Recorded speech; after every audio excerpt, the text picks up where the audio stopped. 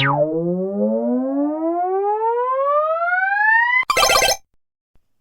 and welcome back to another episode. So, I don't typically do gaming news, as you may know.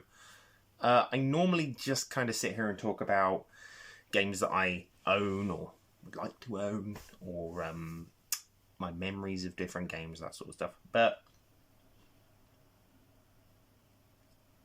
recently, the industry's been going through a bit of a shift. So, and it's not a positive one. It's really not a positive one.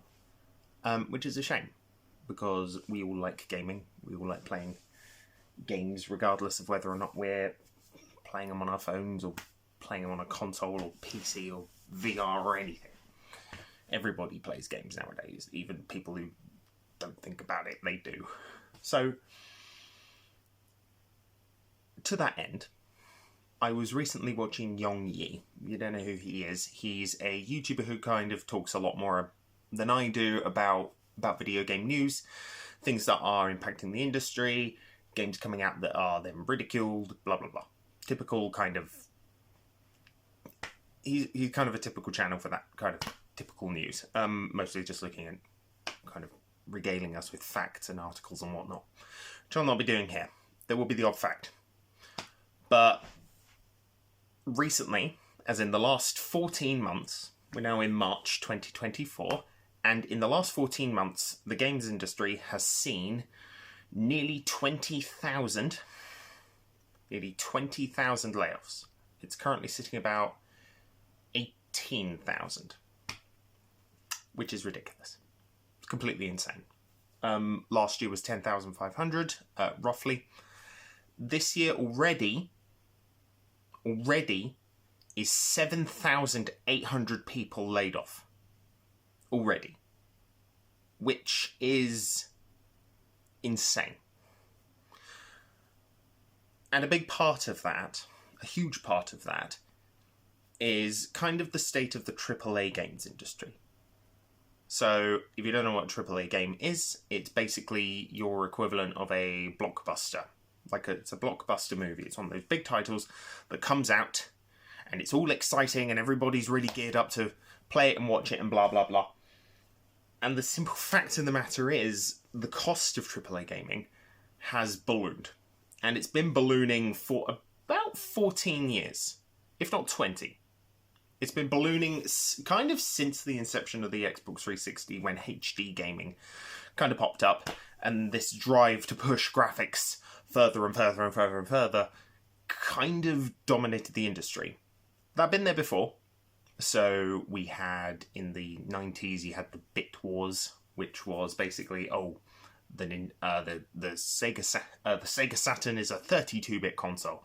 The Nintendo 64 is a 64-bit console. That means it's better. Basically, bits are just kind of programming jargon for how many lines of data they can process simultaneously. So, in the case of the Saturn, 32 lines of data simultaneously. In the case of the Nintendo 64, that was 64. In the case of other consoles like the GameCube and whatnot, I think it kind of doubled. Each generation it kind of doubled. They no longer really focus on that. However, with the advent of the Xbox 360, the PlayStation 3, and the Wii, well, not so much the Wii, but those two, graphics became the focus. And it was, how many of these games can we, feasibly pump out? This was around the time that budgets started going straight through the roof. So in the case of something like, say, Nintendo stuck with their older console. They stuck with the Wii. The Wii was graphically less intensive than the Xbox 360 or the PlayStation 3. As a result, kind of developing graphics for it wasn't as expensive as, say, I need a new asset for this thing. I need an asset for this thing. I need an asset for this thing. We need to hire more and more artists. We need to hire more and more people who will then, create the stuff for in-game. As a result, that ballooned costs. Ballooned them. To the point where we then started seeing kind of alternative means for companies to get money, kind of reach into our pockets and take more money. Specifically, this is where an influx of DLC came in. So DLC, pumping out multiple DLCs for different games. So for example, where is it? My goodness, there it is. Mass Effect 2. Mass Effect 2 had about 10 separate DLC, including like weapon packs, including I think it was about 5 additional missions, or sets of missions, in the form of Zaid, Kasumi, Project Overlord, Lair of the Shadow Broker, Arrival, and I think there was another one, but I can't remember what it was, so not ideal. However, I sunk a lot of money into playing Mass Effect 2 back in the day. I definitely bought Lair of the Shadow Broker, I bought Arrival, I bought Zaid and Kasumi. I didn't buy Overlord. So about five. But that's the point. They took chunks of this game and released it as DLC, which is, had been kind of happening to begin with. But then they started introducing things like passes. So if you bought a game used and it had a multiplayer component, they would then try to charge you to play that game online. So you had to buy a pass to play online. All that really did was make people go, well, I won't play it then. Won't play online. So the community's tanked. Then we started seeing microtransactions. So we started seeing things like, cosmetic skins and different coloured weapons and different characters to play as in different games like Fortnite or Minecraft or all of these games. Then kind of Destiny came along. Destiny went, hey, all of our content that we have for the campaign? Yeah, we're going to charge you for it again. And that kind of wasn't necessarily the Kickstarter for games as a service, but it certainly was a huge catalyst because Destiny kind of showed it was possible. You could sell the same experience to someone over and over and over again by getting them to invest in like random chance crates called loot crates. So you'd buy a loot crate, you'd get maybe a weapon. This had some traction during the Xbox 360's twilight years, specifically 2012. I remember it very clearly with Mass Effect 3.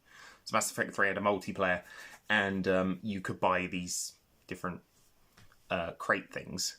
I don't think I bought a single one because I didn't see the point. You could just kind of earn them, and even if I didn't care. But that has only grown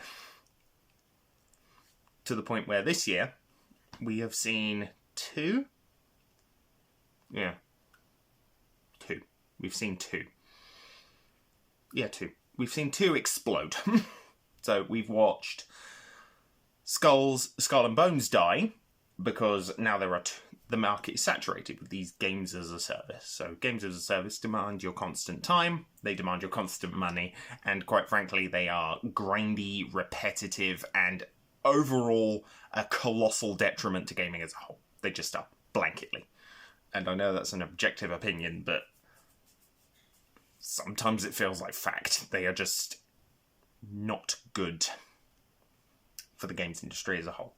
However, that live service aspect goes hand in hand with more recent developments with, say, games like Sony's Spider-Man 2. So Spider-Man 2 cost, reportedly, $315 million to make. And it only had a return investment of projected 35%. That's it. And bearing in mind, that game has sold close to 10 million. It's barely breaking even. Now, consider that's for every major game that companies like Microsoft and Sony are currently working on. These games are huge, they're expensive to make, it's only gotten worse. So as a result, they're really pushing this games as a service model, because they're like, we can make more money, we can make loads of money by just making these games for a set amount, and then we'll milk the people, and blah. It's called whales. People are called whales. You harpoon the whales, and those whales will sink tens of thousands of dollars into your game. It's highly unethical, and quite frankly, extraordinarily monetarily and morally bankrupt. Not that the people who make these games are, but the corporate suits who kind of push it are morally bankrupt. Completely. And if you're watching, I hope you know it. However, that's led to kind of two things. That's led to a massive decrease in the amount of new games I buy every year for different systems. So, for example, this is what I got for PlayStation 5 last year. 1, 2, 3, 4, 5, 6, 7, 8, 9, 10. 10 games. Now compare to what I got 14 years ago in 2010. 1, 2, 3, 4, 5, 6, 7, 8, 9, 10, 11, 12, 13, 14, 15, 16, 17. Nearly double the amount. Nearly double the amount. And that's not including stuff like Dante's Inferno, which I seem to have misplaced, as you can see, and Enslaved Odyssey to the West, which I also bought. So many games that year. Darksiders, so that's about 20. I bought about 20 games that year, or, got them as Christmas presents. By contrast, I've got 10. And I'm going to be honest with you, one I bought this year. No, 2 I bought this year. So, that's 8. I bought Cyberpunk and I bought Lego 2K Drive. But they're games that came out last year. I know, or at least that version. That version of Cyberpunk came out last year. My point is, because there are now so many games missing from an annual lineup, the games that are selling now have to sell more. However, they are costing in turn more to... But because they are costing more to make, do you see where I'm going with this? They cost more to make, the return on investment is considerably smaller, and people are wanting single-player games, and they're buying single-player games in the millions. But as a result, those are too expensive to produce. They have to sell upwards of 10 million to make even. And yeah. So as a result, you get companies going, this isn't sustainable. We should push games as a service. As a result, games as a service gets more and more and more saturated. There's just too many of them. Like, we watched it had been 9 years.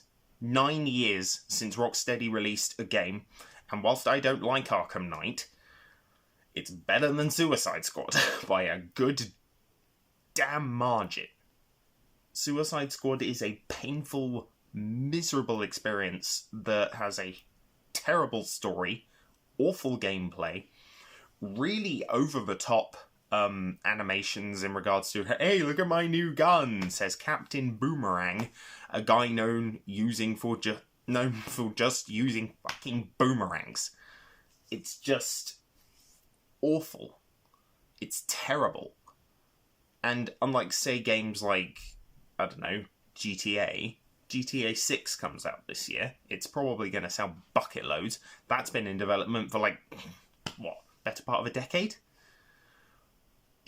The gaps between games coming out are getting longer and longer and longer, and we're getting less and less and less for it. Sure, we can sink thousands of hours into, say, Suicide Squad Kills the Justice League, but it's the same repetitive grindy missions with the 4 same crappy, boring characters who are all borderline identical. And it sucks. It's dreadful. To that extent, I'm not I haven't bought a single live service game. Not a single one. If I even see the words online only, I know what that means. I know that that's going to be a game that is just going to be riddled with microtransactions, pushing this whole, oh, you have to play online so that we can sell you more stuff. Even games that don't need it, even games that don't need to be online, or have fucking microtransactions in them like bloody Shadow of War, had microtransactions in. People bitched and moaned about it to the point where Warner Brothers went, we'll remove it then. And they did, thankfully. But that's not the point. That's not the point. The industry is at a point where it's letting thousands of people go. Thousands of people go from these studios because the games that are being made are too fucking expensive. They're not bringing in the revenue anymore.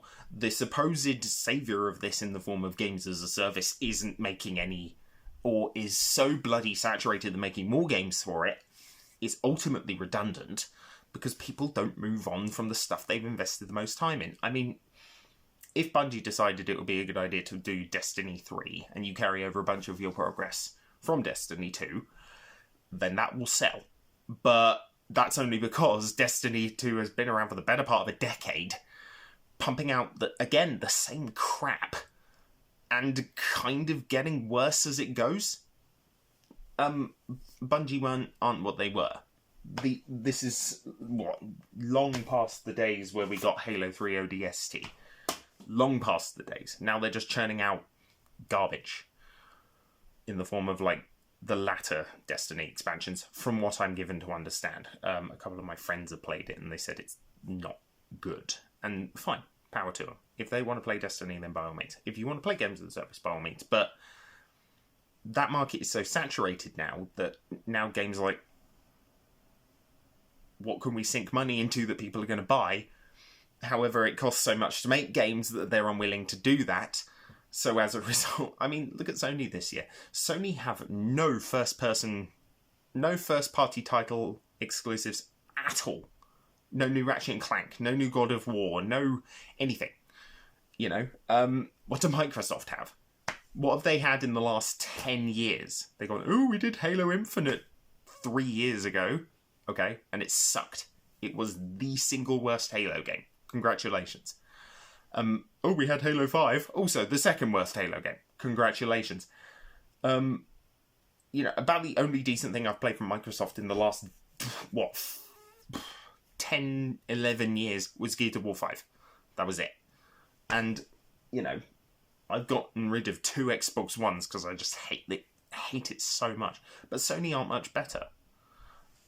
I mean, on this console alone, the only reason I have a PS5 over an Xbox Series X is I got burnt very hard with the Xbox One.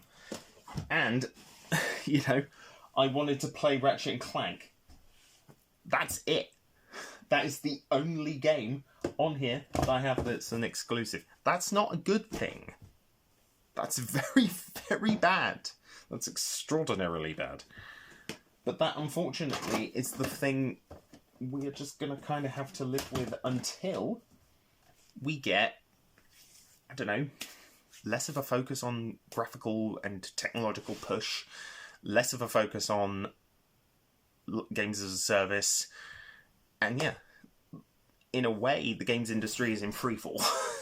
If you want to really look at it, it's in freefall. I mean, going from buying 20 games for one system in a year to buying 10. I mean, even on Switch last year, ignoring Engage that I sold and Advance Wars, which I sold. 1, 2, 3, 4, 5, 6, 7, 8. 8 games. So that's 10 again. So totally, 20 games. Fine. But bearing in mind, one of those is bloody Air Twister.